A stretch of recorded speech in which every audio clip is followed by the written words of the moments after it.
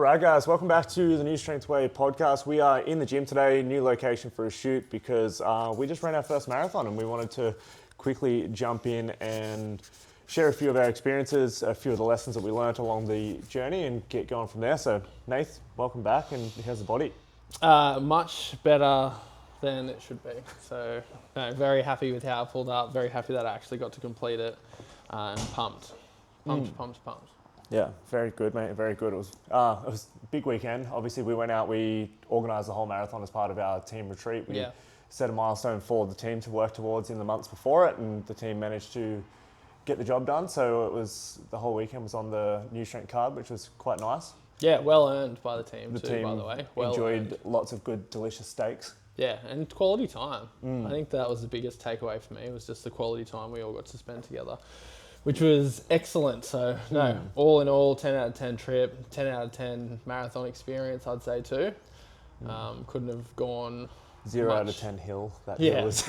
Couldn't have gone much better for me, I don't think. I think I got much more than I deserved out of it. And then, obviously some lessons and some takeaways and a few things that we're going to pass on to the listeners now, and they can utilise, whether it's in their training journey or in particular their running journey, whether they're going to do like you said, Hodzi, like their first 5K or their first half or their first whatever it may be. Maybe they are going to run a marathon. We can give them some insights to our lessons and learnings. But I think the biggest thing that we learned and noticed was the learnings can go far past just running.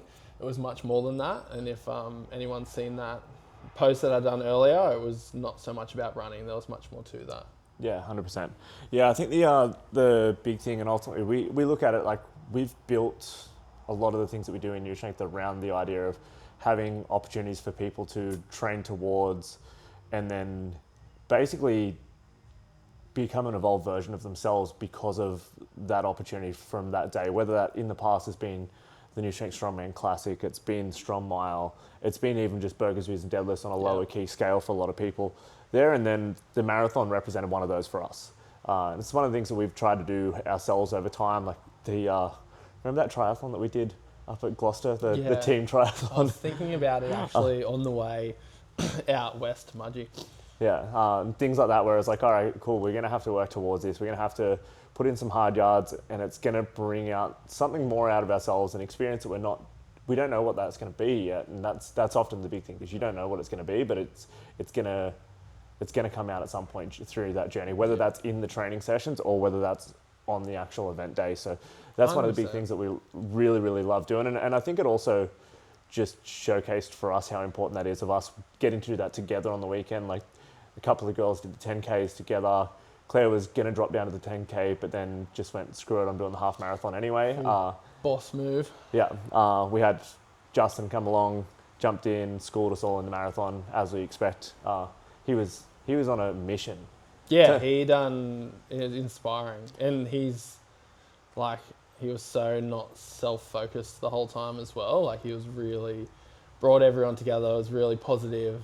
Just had a great outlook. It was great to run with him. I've already messaged him about it and thanked him, but it was awesome. Like, when I started running with him, and then he told me, he was like, oh, actually, I'm not looking at pace. I'm just going off feel today. I was like, all right, I'm just going to let Justin go, because this is going to get me into a bad way. Still got me into a bad way anyway. By the end, it didn't matter. But he just went off, and then he starts chatting to one person, and then he starts chatting to another person, and he's just having a great time, just sharing the experience with everyone. It was really cool to see. But I just assumed, because obviously Claire had a lot of her Sydney runners come out as well, I just assumed all these people were the Sydney runners. And then I found out later on, when I was talking to a few of these people, as we'd caught up, and that they were just random people that Justin had just met through the marathon, and was like, all right, cool, I'm just going to have a chat while we get going. We've got a long time to go here, so we might as well get to know each other. Shout out to Dan for spending the first 15Ks with me, and we said at least 30,000 words in those 15Ks, and it made it go really fast. But I think it's important to wrap back around to what you said before, Jake, and having that North Star to train towards. And we obviously utilise that a lot in our training, where it's like peak weeks and things like that you'd work towards. And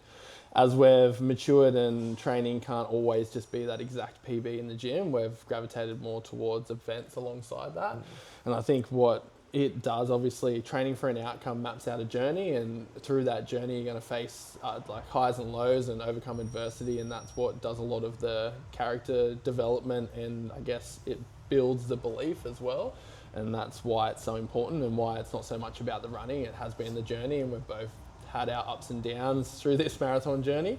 And it's something that we can, I guess, give to the listeners now of our biggest takeaways. And I think that's a good segue to jump into that, Hods, and talk about it. I think before we jump too far into that, I think the events have a special place as well that I think that's probably understated in that journey, is because it does cause the urgency, and then like, so you have to do it on that day.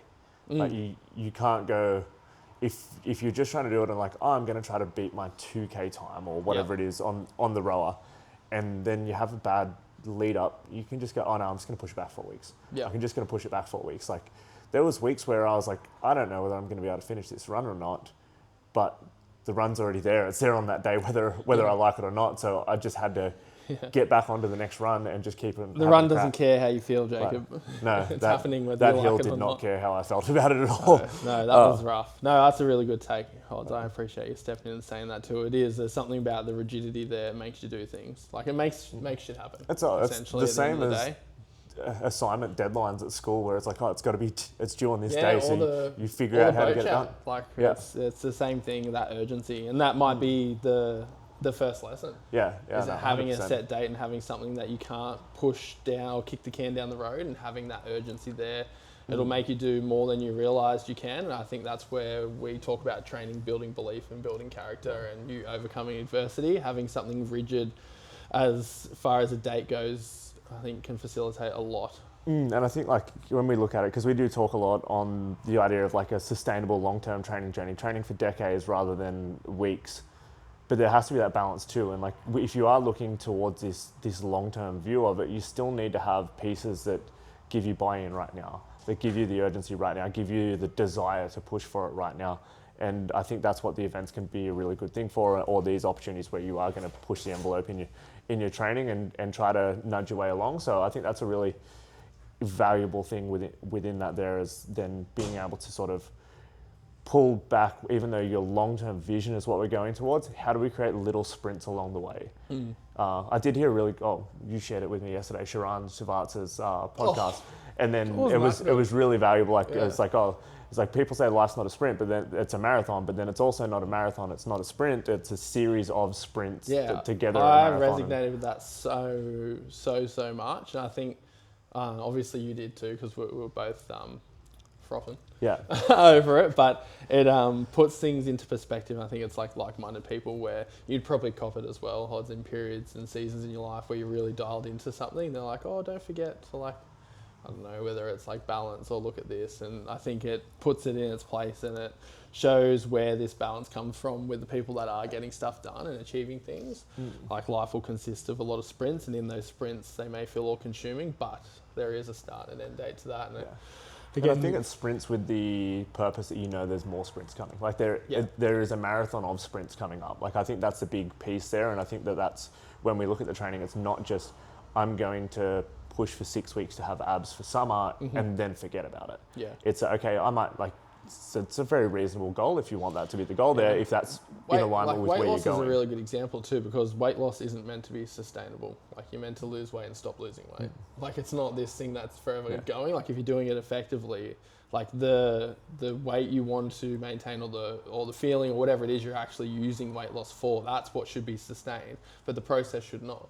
The process should be a sprint, and then followed by a different sprint, whether that's maintenance or whatnot. And whether or not that's fast or short, slow, whatever in that journey there, it's still a start and end. Like, exactly. It doesn't just continue forever. And if it even does, a slight deficit is still unsustainable. Yeah, and you're just not getting where you want to go. Like, essentially, end of the day. And I had that conversation this morning actually with one of our lovely members, and this is the most weight she's lost, but the easiest it's been to keep it off, and it's from doing dedicated sprints. Which is awesome. But anyway, back to the point, marathon lessons and takeaways. I think we can agree, one, having rigidity on the day and the date of something is priceless. 100%. Having that there, like, being able to share it with other people is also a bonus tip there as well, that I think that helps, whether that's the staying accountable in the training. Like I know there was... I think that encapsulates all of it, right? Like there was one of the mornings where Justin and I ran, I think it was the 30 Ks, and it was torrential rain. Like you guys you'll know what the weekend it was. It was massive storm the night before. It was windy. We ended up out on the Fernley. There was trees down on the Fernley, branches there. The night where everything rained sideways. Yeah, and then we were straight up the next morning. I was like, Dylan was along the running journey with us pretty much every run along the way without having to do the marathon, but he just decided he wanted to join us. And then that morning he was like, yeah, no, I'm going to take a sleep in now, guys. I think this one's out of the range. And I was like, well, yeah, I really want to do it as well, but we got a marathon coming up in 2 weeks, so Justin and I are going. That shows the value of having a locked-in date with urgency, because you can't negotiate things because there actually is a deadline. Yeah, and then for Dylan's case in that there, like I would 100% not have been out in that weather if it was any other circumstance besides the marathon was coming up. So it's, in a lot of cases, it's very reasonable to say no to those things, but with the urgency of the event there, it's unreasonable to not go. Yeah, 100%. 100%. What was your big surprise on the day?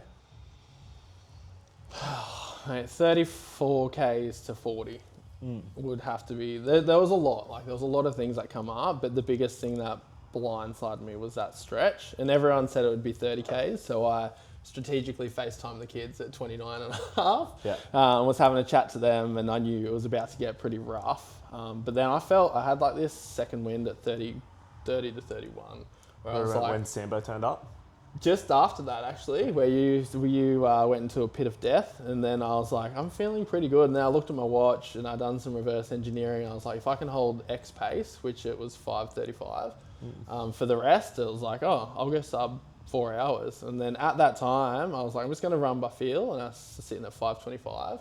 And then at like 34 Ks, I just went to absolute shit. Like mentally, I was really excited and curious and nervous of what it would be like. But like you said, Jake, we've done, never ran a marathon, we've done lots of different things where it puts us in a state where there's no choice but to embrace the opportunity to grow or quit. And I wasn't going to fucking quit. So that wasn't an option. So the growth had to come.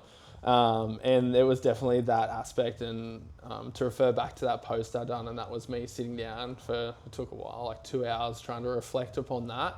I think the biggest thing is the belief is built, and pun intended, the belief's built, and I guess the evidence is built step by step.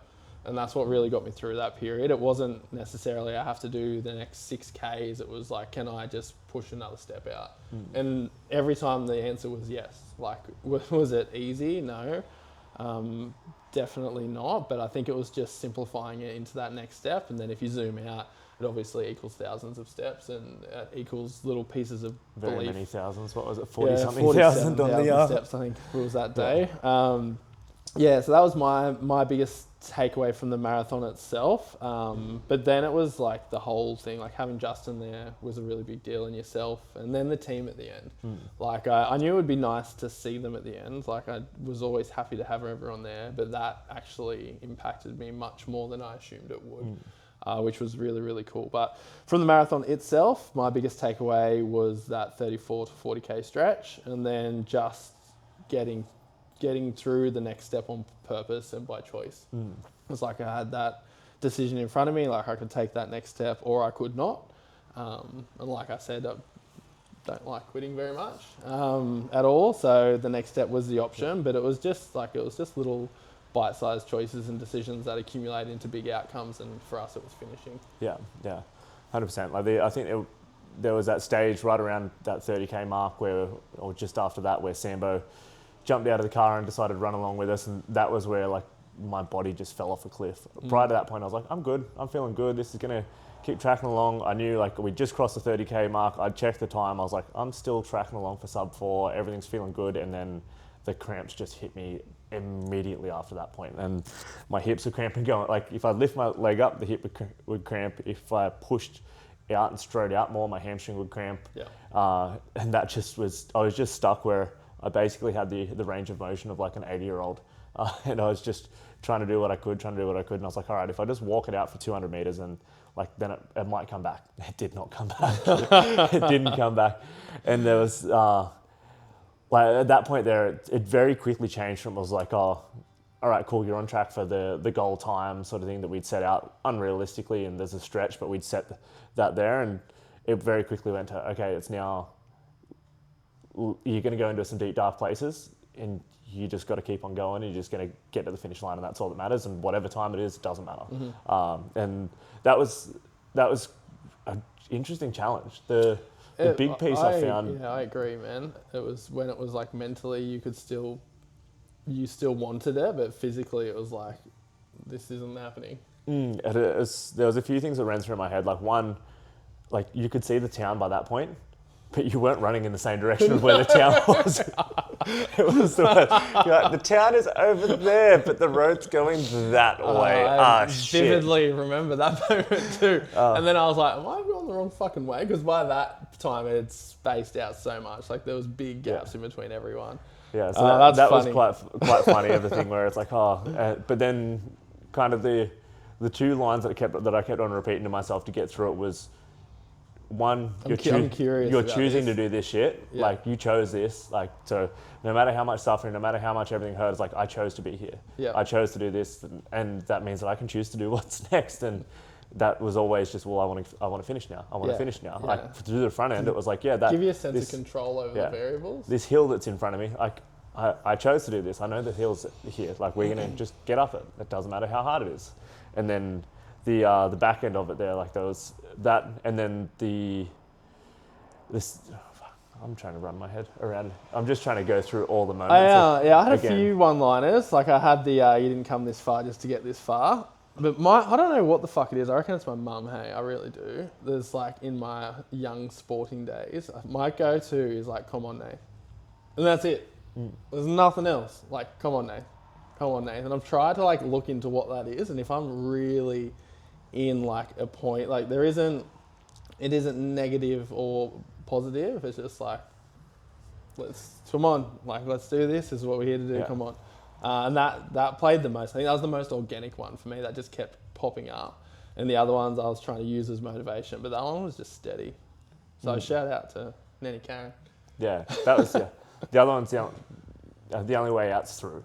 Like like it was, absolutely. Which technically I could have taken one of the shortcuts and went straight back to the town, but I was like, that's not the option here. And then I was like, well, stopping, like I think it's standard. I'm out on the track, like I don't even know what street I'm on now. Like I'm sure I could have looked it up and been like, somebody come pick me up from this pin drop here. But I was like, the only way out is just to keep on going, because everyone's back at the park at the end. So I was like, well, this is how we're getting there. You just keep on going until we get there. And that was the knowing that I chose to be there, and it was my decision. It was my decision to suffer. I was like, well, and then the second piece is like, the only way to get through the suffering is to get through the suffering.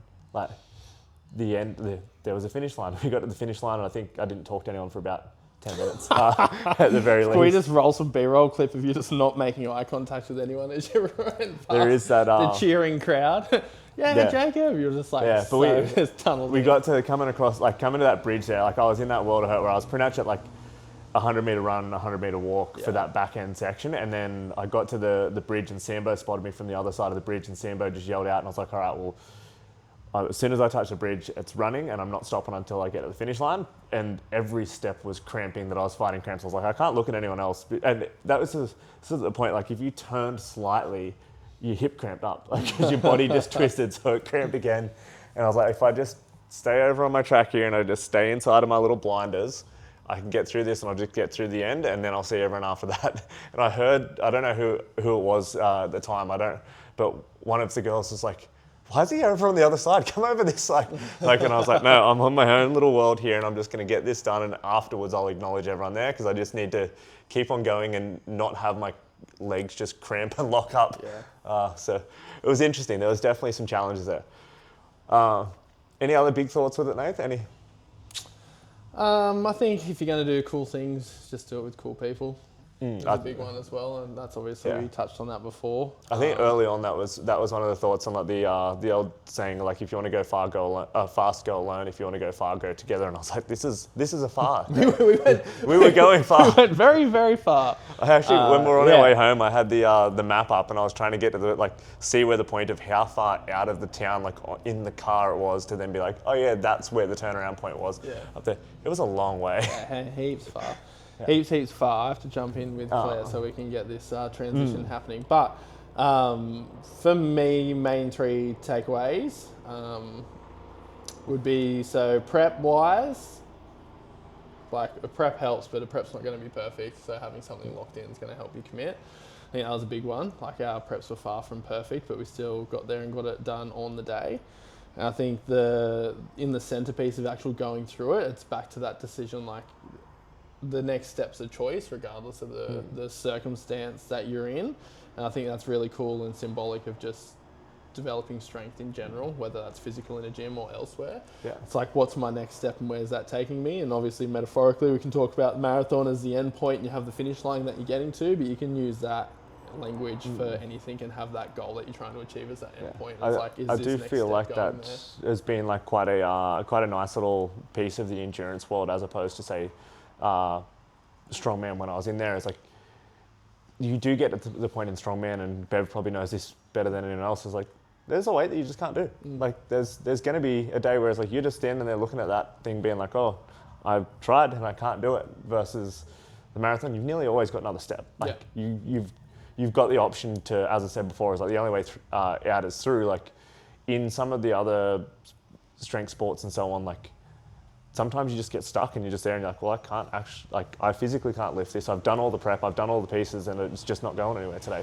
And that's just unfortunate, and that's how it is. And that's probably a different mental challenge of being able to be accepting of that there. But I think it is a very good challenge from the endurance world, of like, that you can always take another step, and you might not have got the target time, but you still can choose to keep on going and keep moving, even if it is a walk for a little bit and then keep on trekking along. I think that's a really valuable lesson that I think will be something that will carry through different things in future events for us, as means to help our clients and ourselves continue to evolve as we get older and we stay in the training game of like, what's the next thing that we can have. There is a choice to make the next step, and it's not 100%. Out of your control. It's your choice of whether you make the step or not. Yeah, 100%. And yeah. 100%. Not to go into the mental battle of it too much, because I am conscious that we'll wrap this one up as well. But I think that choice and like leaning into that discomfort and learning how to lean into it. I honestly think that's the main thing with the minimal prep, was just training for so long and having blocks like all day and whatnot, and just learning how to lean into discomfort helped a lot. I mean, I guess knowing its value too, where it's like, you're not leaning into this monster, you know, it's a valuable tool. Yeah. Just a bit uncomfortable. Yeah, 100%, mate. From there. Right. We're going to wrap up on, give me 1 to 3 words to just describe your first marathon experience, and then we're going to call it on that. Fun, long, uplifting. Love it. Awesome. Thanks so much for listening, guys. We appreciate you guys following along. If you're listening along, we don't have anything to promote this time, other than we'd love you to find a challenge that you can see in front of you that's that stretch goal for yourself, and like what we've just experienced, and set that as a target. If you're one of our members listening along, like, pick something out, or if you need hand, strategy sessions are a great way. Like, this is something 100%. That we can game plan with you and going, okay, what's exciting, what's new, what's going to be that opportunity for you, or what's going to be the challenge? Because often, like, I don't think there was much excitement about running the marathon. Of like, when I thought about it, it was just like, this is a challenge that I haven't experienced, and I don't know where I would be in that world of like trying to get through it. So that was the choice. I remember specifically my tone when I looked over and read that you wrote it down. It was very much what the fuck, a marathon sub 4 hours. No, I got to put something hard down there. We got to come back around to that to get the sub 4. So we'll be still training. We'll do another one this year, whether it's an official marathon or just on the old Garmin. We'll be able to do that. I look forward to it. Something like that. But we'll wrap it up there, and we'll see you guys next week on the Newstrength Way.